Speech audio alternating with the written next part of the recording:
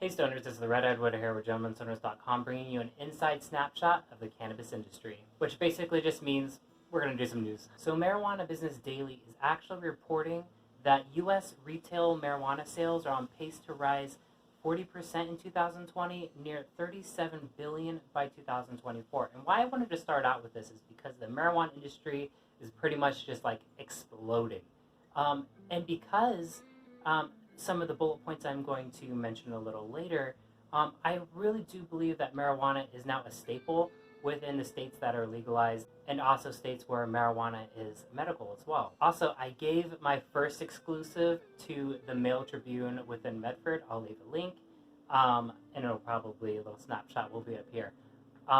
But for right now, I actually want to focus on my own article, which is on GentlemanStoners.com, and link in the description as well. So as the United States cannabis industry is just racking on these gains, and it really does fluctuate between 40 to 75, and that depends on the area in whether it's recreational or medical. These locations are like experiencing like a boom in products, which basically I think a lot of people agree that bud is king, and established edible brands are in deep demands, especially like also like vaporizers, tinctures, and actually a surprise to me of what I've seen is that RSO has been like one of the top sellers going into this year. So all in all, we are just experiencing like unprecedented times for marijuana, because marijuana has taken back pretty much like center stage of the areas in which it covers.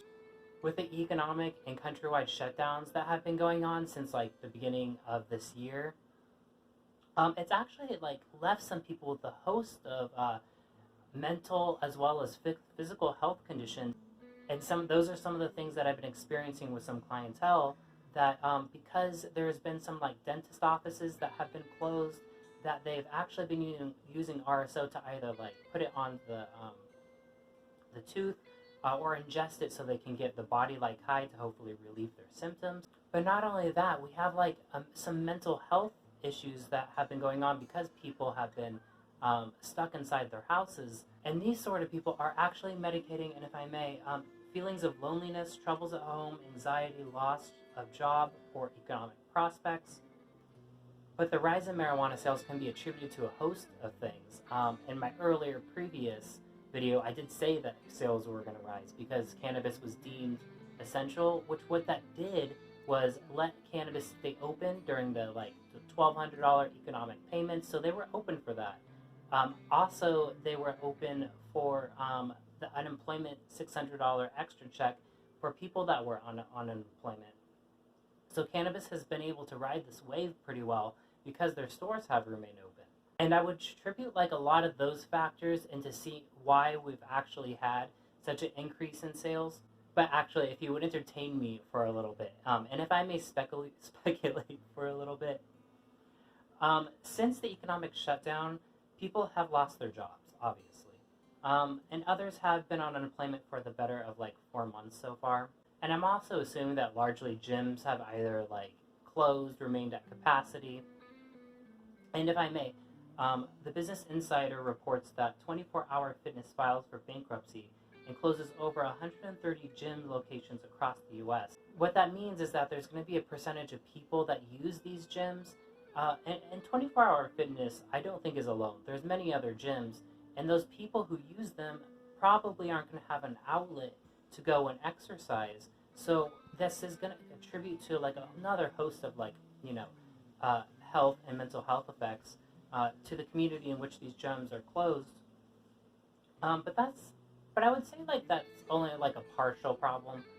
What we're also seeing, another microcosm of like the shutdown and COVID and all these things, is that the fake New York Times is reporting a new COVID-19 crisis, domestic abuse rises worldwide. So what that means, and you can check out the article, and if I may, what I'm getting at here is that, these are all signs of like economic downturn in the mindset of people, and the mindset of the population, where drug use and alcohol use goes up, and so does domestic violence, because it's signs of a like economic depression, recession, whether it be temporary or not. And what this means is that people might be medicating the effects of the economic downturn because it's well known that within economic downturn that drugs and alcohol do good go up because people really are trying to find a way out and not to get all doom and gloom. That's kind of just what I think about the situation and the issue at hand.